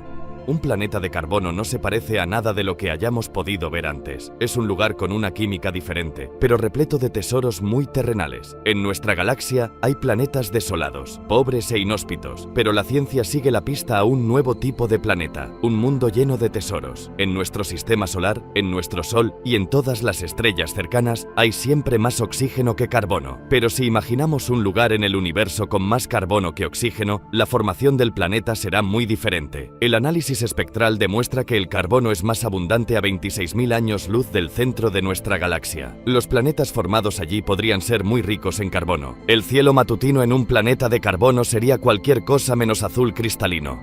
Imagino una bruma amarilla con nubes negras de hollín, y conforme entramos y descendemos en la atmósfera, imagino lagos llenos de compuestos como el metano o la gasolina. Imagino pozos burbujeantes y fétidos de un líquido oscuro como un pozo de petróleo, con poca o sin agua en la atmósfera. El aire está formado de compuestos de carbono, butano, benceno, compuestos de carbono que se separan al refinar la gasolina. Un día puede llover benceno y al día siguiente otro compuesto. Por muy extraños que puedan parecer los planetas de carbono, a muchos les resultaría familiar la calidad de su aire. El aire en un planeta rico en benceno se parecería al de Los Ángeles, con muchas partículas en suspensión producto de las emisiones de los coches, a las que lamentablemente estamos tan acostumbrados. A pesar de la polución, los planetas de carbono podrían tener un lado positivo y brillante. Podría haber diamantes, porque el planeta contiene grandes cantidades de carbono puro, y el carbono puro sometido a altas presiones se transforma en diamante. Los secretos de planetas exóticos como este aguardan su descubrimiento en toda la galaxia, pero los astrónomos no estarán satisfechos hasta que encuentren el Santo Grial, un planeta como el nuestro, donde la vida sea posible, la próxima Tierra. La gente siempre me pregunta si pienso que encontraremos un planeta igual que la Tierra, y yo contesto, por supuesto.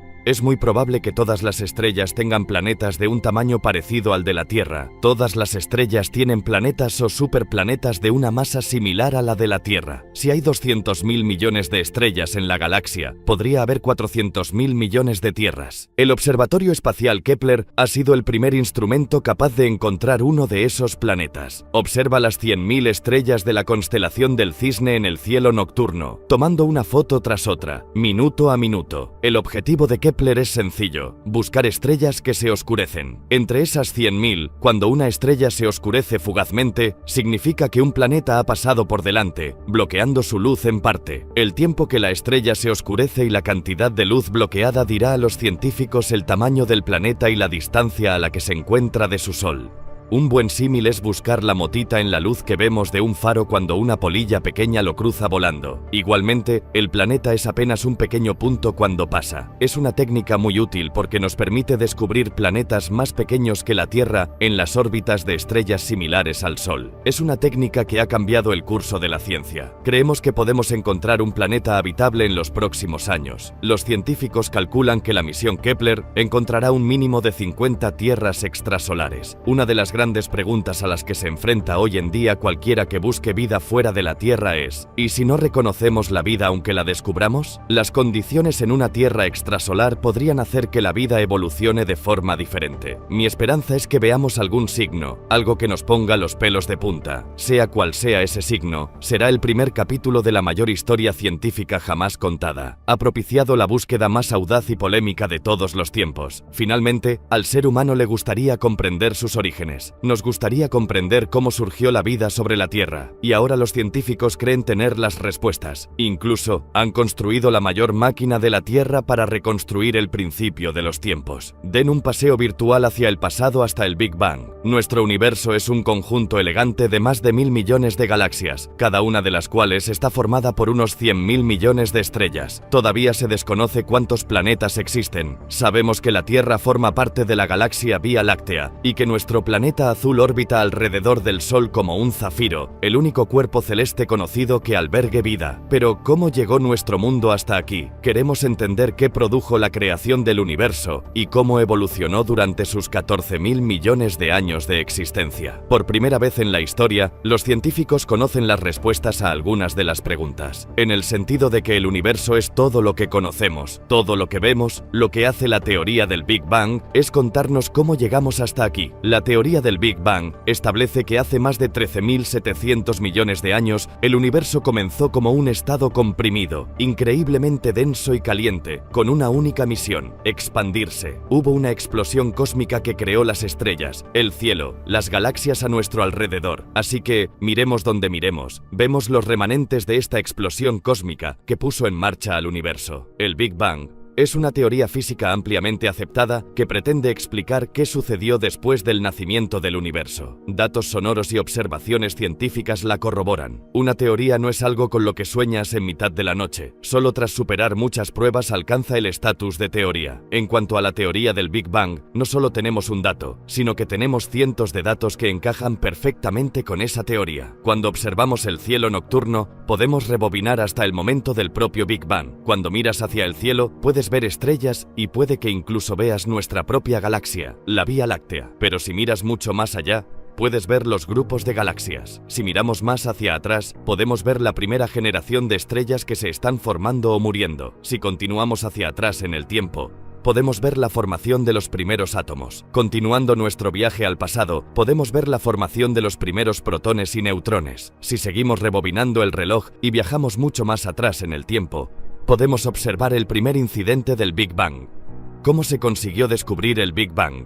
¿Por qué sabemos que es cierto? ¿Y qué nos queda por aprender? Durante cientos de años, los astrónomos han observado el cielo de las noches estrelladas y contemplado el origen del universo. Pero la mayoría de las ideas poseen un trasfondo religioso. Durante el siglo XX, la ciencia empezó a encajar finalmente las piezas de este puzzle. En 1915, Albert Einstein, quizá el científico más influyente de nuestra era, estaba fascinado con el universo. Para él, no existía ni un principio ni un fin. Einstein creía que el universo era infinito y eterno. Sin embargo, las creencias personales de Einstein contradecían sus propias ecuaciones, que indicaban que el universo tenía un comienzo. La teoría general de la relatividad de Einstein predice que la gravedad se entrelaza en el tejido del espacio y el tiempo, o espacio-tiempo. Al introducir una masa en un universo inmóvil, la gravedad acaba juntando toda la materia del universo. En otras palabras, las galaxias se amontonarán unas encima de otras. Por otro lado, si nació en un estado de expansión, el universo puede estar expandiéndose. Einstein pensaba que el universo era estático, y esa hipótesis era estéticamente grata. Así que introdujo un ajuste matemático en sus ecuaciones que no las hacía erróneas, pero que inducía una solución muy especial, una solución improbable, un universo estático. Einstein llamó a este factor de ajuste la constante cosmológica. Los físicos propusieron que existía un efecto de reacción que contrarrestaba la gravedad y mantenía el universo estático. Esta variable cosmológica satisfizo a la comunidad científica, que en aquel momento tenía una visión muy vaga de nuestro mundo. Si preguntáramos a un astrónomo de aquel entonces qué es el universo, dirían: es fácil, es simplemente la Vía Láctea. Eso es todo. No se mueve, es uniforme y estático. El modelo ideal de Einstein de un universo estático pronto fue descartado. En la década de los 20, en el observatorio del Monte Wilson en California, el astrónomo Edwin Hubble escudriñó el cielo a través del telescopio reflectante más grande de la época. Este le permitió indagar más profundamente en el espacio que nunca. Hubble descubrió, asombrado, que había miles de galaxias más allá de la Vía Láctea. Lo hizo midiendo el brillo de las estrellas lejanas en comparación con las estrellas cercanas, observando el desplazamiento hacia el rojo de la radiación electromagnética. Todo el mundo conoce el sonido que hace un coche cuando te adelanta. Cuando te pasa al lado, se trata del estiramiento de la longitud de onda del sonido a medida que el coche se acerca o se aleja de ti. Pasa lo mismo con las ondas lumínicas. Cuando un objeto se mueve hacia nosotros, se vuelve más azul, y cuando un objeto se aleja, se vuelve más rojizo. A esto se le llama desplazamiento hacia el rojo. Así, los astrónomos pueden hacerse una idea de a qué distancia está un objeto observando el color. Aquí tenemos un universo hipotético expandiéndose tras el Big Bang. Es como nuestro universo, donde las pegatinas son las galaxias y la goma del globo es el espacio en el que se insertan. Esto es exactamente lo que vemos en nuestro universo. Las galaxias se alejan unas de otras. Hubble demostró lo que ya habían anticipado los cálculos de Einstein, pero el genio era reacio a reconocerlo. Cuando Edwin finalmente mostró que el universo se estaba expandiendo, Einstein dijo: «Ah, ese ha sido mi mayor error». El descubrimiento de Hubble sobre el universo en expansión, conocido como la ley de Hubble, se convirtió en la primera de las pruebas en las que se basaría el Big Bang, una teoría que procede de una fuente insólita. Un sacerdote y profesor de física belga estudió las ecuaciones de Einstein y llegó a la conclusión de que, si el universo se estaba expandiendo, en el pasado tenía que haber sido más pequeño. Por tanto, debió tener un comienzo. Propuso que nuestro universo en expansión surgió del átomo primigenio. Comprendió las implicaciones de la idea de Einstein. Si el universo se está expandiendo,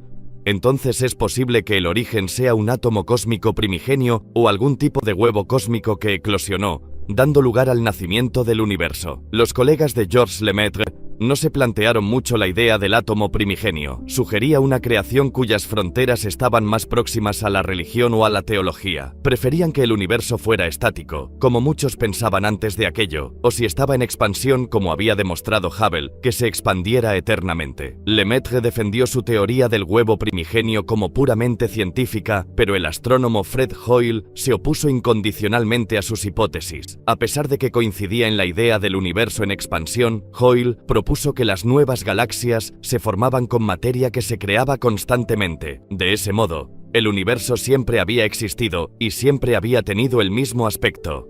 Hoyle llamó a su teoría alternativa el modelo del estado estacionario. Aceptaba el hecho demostrado de que el universo parecía estar en expansión, pero dijo que no había habido una creación, que no había un principio.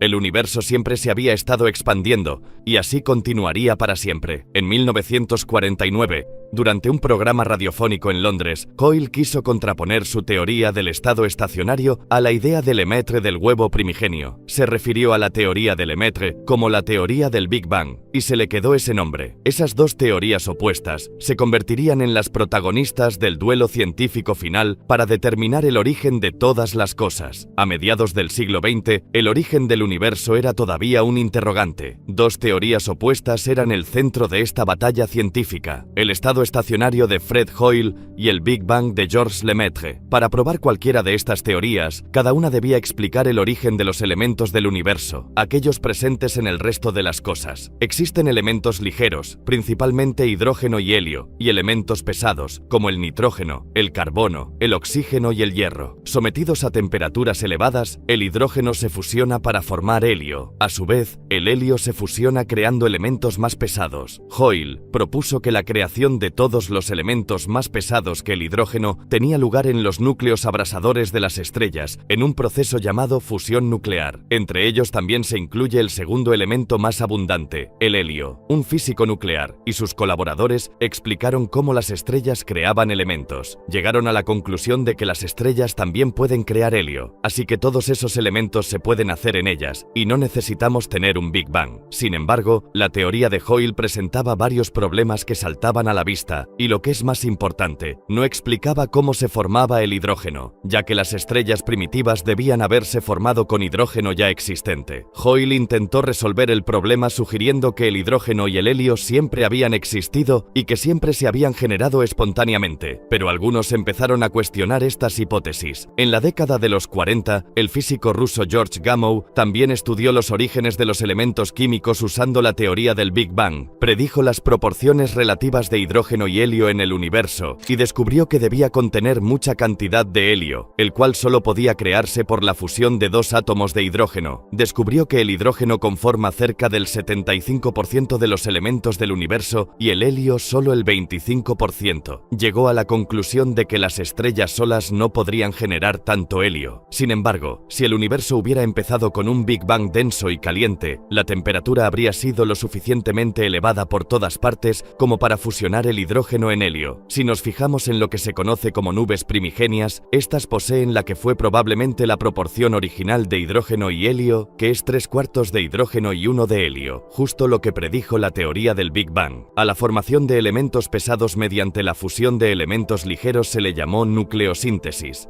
Y esta es la segunda gran prueba que respalda la teoría del Big Bang. No obstante, Gamow fue un paso más allá. El físico y sus estudiantes plantearon una hipótesis extraordinaria. Si el universo estaba tan caliente en el momento del Big Bang, entonces hoy deberían existir ascuas, rescoldos, el eco de la radiación todavía resonando por el universo. La temperatura del espacio exterior debería ser unos cuantos grados superiores al cero absoluto, un vestigio de las temperaturas abrasadoras del propio Big Bang. Gamow intentó detectar estos rescoldos, pero estaba en el buen camino. Pasaron 2 décadas antes de que se probara innegablemente la teoría del Big Bang, y fue por accidente. En la década de los 60, AT&T, anteriormente Laboratorios Bell, construyó una antena gigante para comunicarse con antiguos satélites. Estos instrumentos convertían las ondas sonoras en impulsos eléctricos, y estos en luz, bajo la forma de microondas y ondas de radio. En 1964, los radioastrónomos Robert Wilson y Arno Penzias estaban usando la antena para observar el hidrógeno de la Vía Láctea cuando detectaron una señal extraña. Utilizando un radiotelescopio gigante situado en Holmdel, Nueva Jersey, Penzias y Wilson escanearon el cielo en busca de ese molesto sonido. Para su asombro, detectaron una leve señal de radiación en todas direcciones. Los astrónomos estaban perplejos, no conocían nada en el espacio que pudiera hacer semejante ruido. La mayoría de los científicos lo habrían ignorado, pero ellos creían que podía ser algo importante. Investigaron todas las causas posibles, incluso a las palomas y los excrementos que dejaban en el radiotelescopio. Resultó que nada causaba artificialmente el ruido. La señal procedía del propio universo, y cuando lo descubrieron, se pusieron en contacto con un astrónomo de Princeton que había teorizado sobre la posibilidad de observar el fondo de radiación directamente.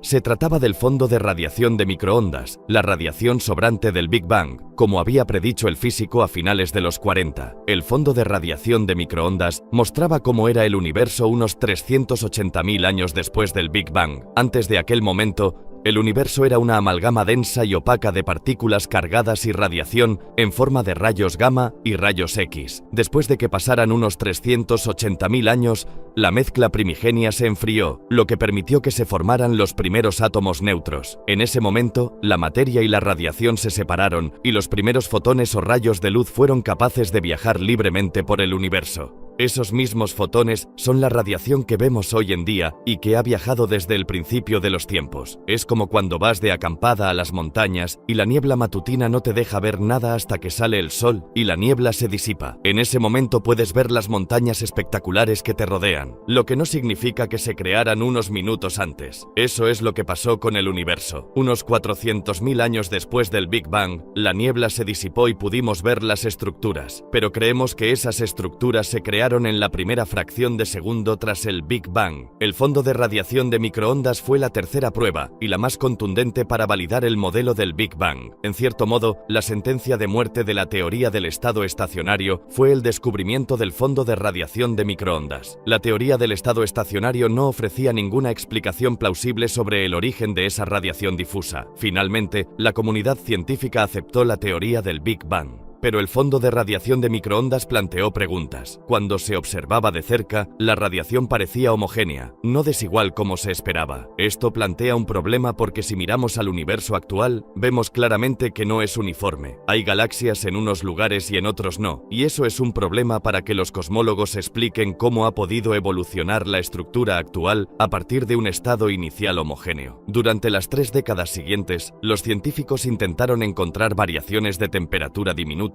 o fluctuaciones que pudieran dejar huella en el fondo de radiación de microondas, pero esas variaciones eran difíciles de ver con instrumentos situados en tierra. Los científicos tendrían que volar al espacio en busca de respuestas. En 2001, la NASA finalmente fue pionera en lanzar al espacio la sonda Wilkinson de anisotropía de microondas, o WLIBE-MAP. Este satélite de segunda generación proporcionó una serie de mapas moteados que pusieron de manifiesto la huella cósmica de la evolución del universo. El WLIBE-MAP midió las variaciones diminutas en la temperatura y densidad del fondo de radiación de microondas. Estas irregularidades en la temperatura finalmente desembocaron en la formación de grupos y cúmulos de galaxias. Había puntos calientes que eran una 30 millonésima parte de un grado más caliente y puntos fríos que eran una 30 millonésima parte de un grado más fríos. Esos grupos básicamente nos dicen que son grupos de materia más antiguos en la historia del universo que podrían proporcionar los puntos alrededor de los cuales se establecieron los grupos de galaxias. El WLIBE-MAP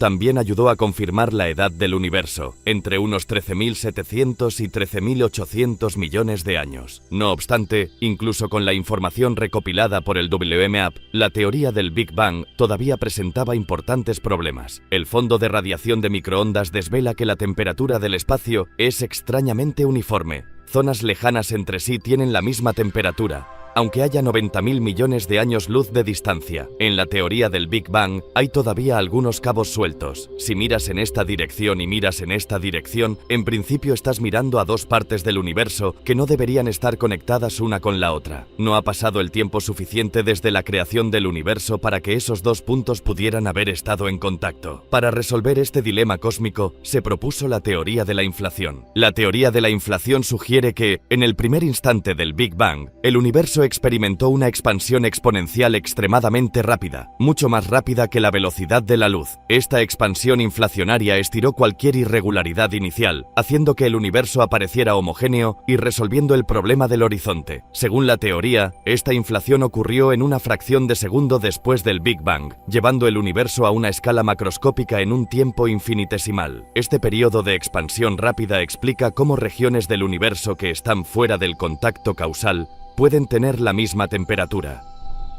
La ley de Hubble demostró que el universo se ha estado expandiendo desde el principio de los tiempos. Sin embargo, una trillonésima de una trillonésima de una trillonésima de segundo después del momento de la creación, el propio universo pasó por un breve periodo de hiperexpansión, según el cual se expandió a mayor velocidad que la velocidad de la luz, y después volvió a un ritmo de expansión normal. Por tanto, puntos del espacio que hoy están muy alejados entre sí podrían haber estado pegados en algún momento y a la misma temperatura. El universo comenzó siendo diminuto, lo que significa que hubo un tiempo en el que era uniforme y poseía la misma temperatura y densidad por todas partes porque era pequeño. La inflación lo hizo crecer exponencialmente hasta alcanzar un tamaño gigantesco. Por exponencialmente, me refiero a doblar su tamaño cada intervalo minúsculo de tiempo y después, a medida que se mantenía, mantuvo una temperatura y densidad uniformes. La teoría de la inflación también ayuda a resolver otro problema. Los datos del WLIBE-MAP determinaron que la forma del universo era plana y no curva, como debería ser si nos basamos en la cantidad de materia y energía presentes. La teoría de la inflación explica con sencillez la supuesta planitud del universo. Imaginémonos que vivimos en la superficie de un balón de baloncesto que, como es bastante pequeño, se ve claramente curvado. Ahora imaginemos que este balón se hincha hasta alcanzar el tamaño de la Tierra. Entonces cualquier zona localmente visible parecería plana. Parece plana porque estamos viendo solo una fracción minúscula del todo. En el caso del universo, universo, los astrónomos creen que es posible que sea curvo como un balón, pero es tan enorme que solo vemos una porción diminuta, así que esa parte parece plana a pesar de la curvatura intrínseca. El problema de la forma de la Tierra se soluciona porque, a pesar del estado inicial del universo, una vez que se ha expandido en una estructura mucho mayor, las partes que podemos ver son naturalmente planas. La inflación soluciona perfectamente muchos de los problemas que plantea el modelo original del Big Bang. Sin embargo, hay un problema. Todavía no existe ninguna prueba de que la inflación tuviera lugar. Tenemos la idea de que el universo comenzó en un estado inmensamente caliente y denso, y se está expandiendo. Esa es la idea del Big Bang. Tenemos otra idea también llamada inflación sobre cómo sucedió parte de ese proceso. Aún no hay pruebas de que esto haya pasado, y todavía tenemos que explicar por qué es de esta forma. Una nueva misión puede descubrir si la inflación realmente ocurrió. En 2009, la Agencia Espacial Europea, conjuntamente con la NASA, lanzó el Planck, un satélite de tercera generación que estudiará el fondo de radiación de microondas con una resolución extraordinaria que no se consiguió en las misiones del Hubble Map. Es como si estuvieras en un parque de atracciones y te miraras en uno de esos espejos trucados. La imagen que ves de ti mismo está distorsionada, pero cuando sabes qué aspectos se supone que tienes, puedes inferir que ese espejo distorsiona. Con el Planck seremos capaces de ver las distorsiones y a partir de esas distorsiones aprender algo no solo del pasado del universo, sino también algo sobre la materia en el universo actual. Los científicos intentan demostrar la existencia de la inflación encontrando algo que ésta haya podido dejar atrás, como ondas gravitacionales o vibraciones en el tejido espacio-tiempo emitidas por objetos en movimiento. Einstein predijo que las ondas gravitacionales existían, pero nunca se han observado directamente. Aún así, si la inflación ocurrió de verdad, el suceso de expansión energético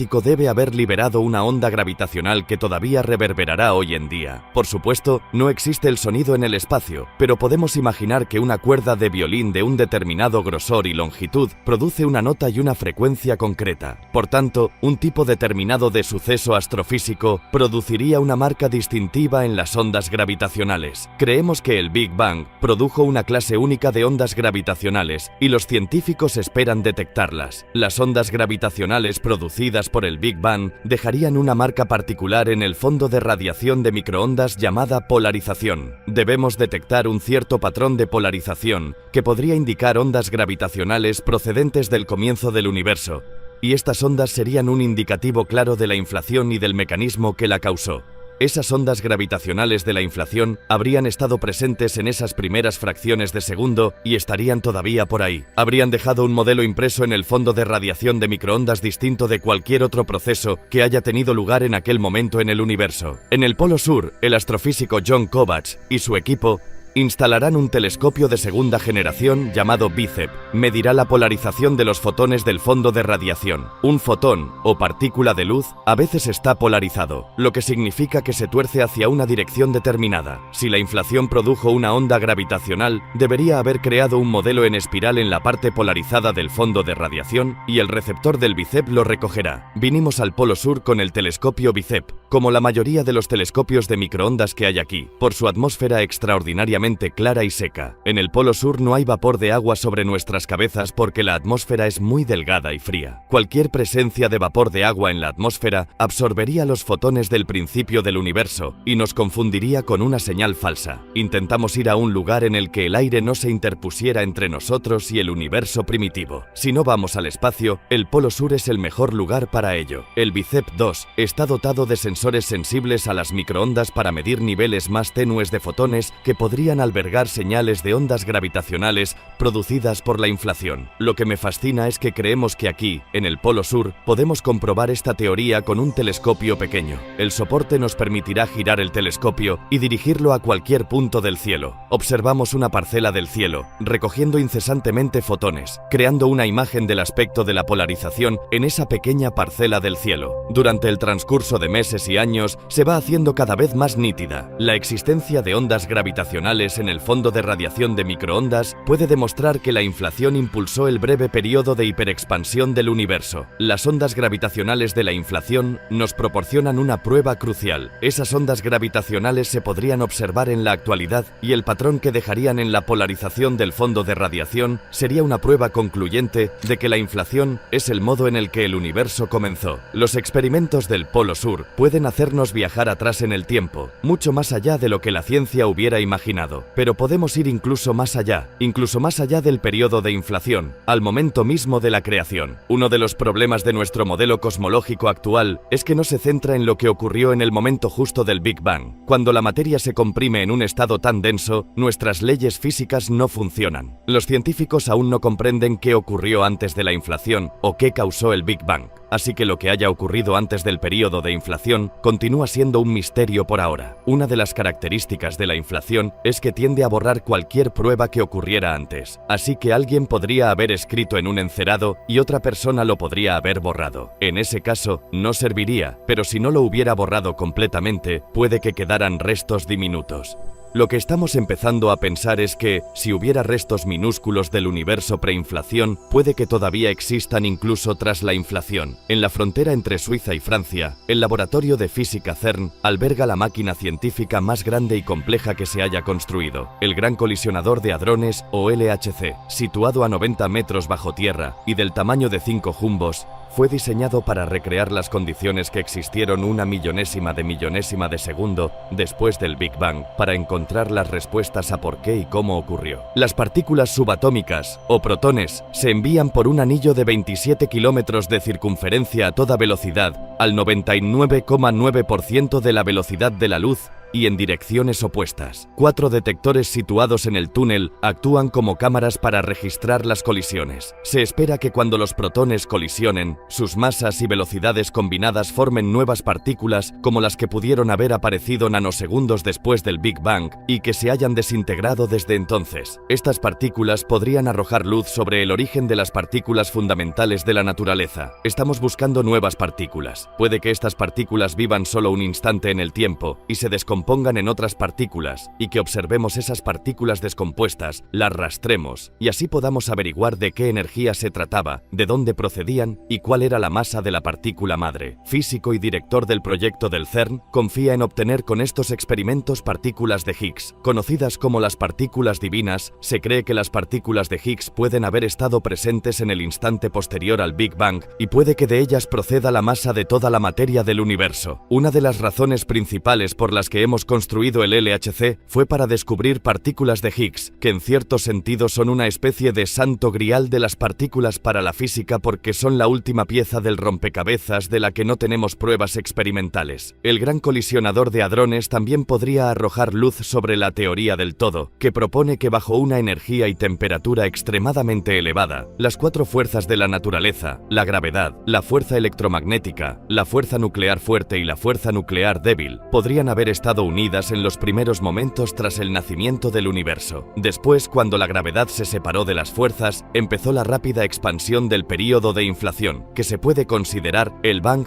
del Big Bang. Durante las primeras fases del universo, cuando todas las energías eran inmensas, puede que todas las fuerzas parecieran tener el mismo poder, porque eso sugiere que puede que de hecho todas las fuerzas que vemos hoy sean manifestaciones de algún tipo de fuerza primitiva y primigenia que haya existido. ¿Existió alguna fuerza primitiva para crear el Big Bang? Y si es así, ¿de dónde procedía? La teoría de la inflación, además de encajar con los datos, también predice que pudo haber un periodo preinflación. Dice que si el Big Bang sucedió una vez, podría pasar otra vez y otra vez y otra vez. Muchos físicos teóricos sostienen que existió un Big Bang, debido al cual nuestro universo surgió a partir de un universo preexistente. Una idea sobre lo que pasó antes del Big Bang es que ya existía otro universo y que nosotros somos una fluctuación cuántica de ese universo preexistente, y eso puede suceder muchas veces. Si el universo nació una vez, puede volver a pasar, creándose un multiverso de universos. Quizás sucede todo el tiempo, con universos juntándose con otros universos y creando universos más grandes, o con universos partiéndose en dos mini-universos. Los modelos de Big Bang no poseen datos experimentales que los refuercen, así que pueden ser verdad o no. Todavía no existen pruebas que confirmen si el universo surgió de la nada o de algo, pero el Big Bang arroja luz sobre cómo ha evolucionado nuestro universo y quizás sobre su destino final. El Big Bang es la explicación comúnmente aceptada sobre el origen del universo, acorde con datos y observaciones científicas y con teorías físicas y matemáticas. Aquí tenemos un eje cronológico de lo que creemos que ocurrió. El universo empezó en un diminuto estado caliente y denso y comenzó a expandirse. Si se prueba la teoría del todo, las cuatro fuerzas de la naturaleza, gravedad, electromagnetismo, fuerza nuclear fuerte y fuerza nuclear débil, se unificarían en una fuerza fundamental en una trillonésima de una trillonésima de una trillonésima de segundo. A medida que el universo continuaba expandiéndose, la gravedad se separó de repente de las otras tres fuerzas. Al mismo tiempo, el universo pasó de ser una fracción del diámetro de un protón a tener 1000 millones de años luz de largo en una fracción de segundo. Este proceso de hiperexpansión, llamado inflación, dispersa las partículas de la estructura del universo y lo mantiene a una temperatura casi uniforme. A medida que la inflación disminuye, la fuerza electromagnética y las fuerzas nucleares fuertes y débiles se convierten en fuerzas separadas. Interactúan con el mar de partículas y antipartículas para crear una sopa cósmica de energía.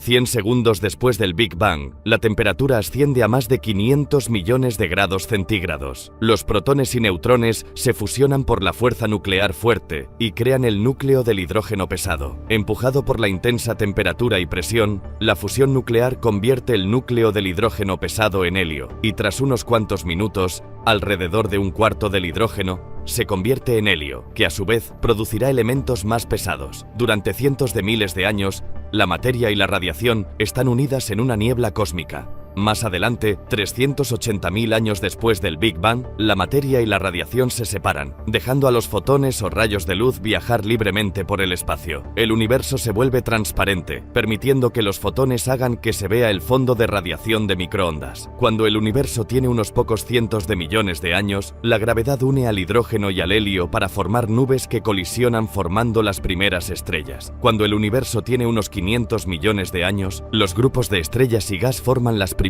galaxias. A medida que las galaxias se agrupan por la fuerza de la gravedad, la primera estrella muere y libera elementos pesados de nueva formación: carbono, nitrógeno y oxígeno, los pilares básicos de la vida. Estos elementos pesados finalmente se mezclarán para formar nuevas estrellas. Unos 9.000 millones de años después del Big Bang, nuestro Sol se forma dentro de una nube de gas en la Vía Láctea. El gas y las partículas de polvo sobrantes giran alrededor del Sol y se unen para formar los planetas del Sistema Solar, incluyendo la Tierra. Todo lo que vemos en nuestro planeta surgió a partir del polvo estelar que se originó hace 13.700 millones de años en una chispa repentina de energía. Podemos considerar que el Sol es el nieto de todas las estrellas de primera generación que se formaron justo después del Big Bang. Pero ¿puede el modelo del Big Bang hablarnos sobre el futuro del universo? Una teoría es que, dado que el universo continúa expandiéndose, la materia se hará más y más fina. Las galaxias agotarán sus suministros de gas para la formación de nuevas estrellas y las estrellas viejas se apagarán. El universo se volverá oscuro e insoportablemente frío. En algún futuro lejano, el universo será tan frío que incluso la propia vida no podrá sobrevivir en un universo congelado. Llegados aquí, ¿acaso no has visto este otro documental sobre el espacio? Yo no me lo perdería,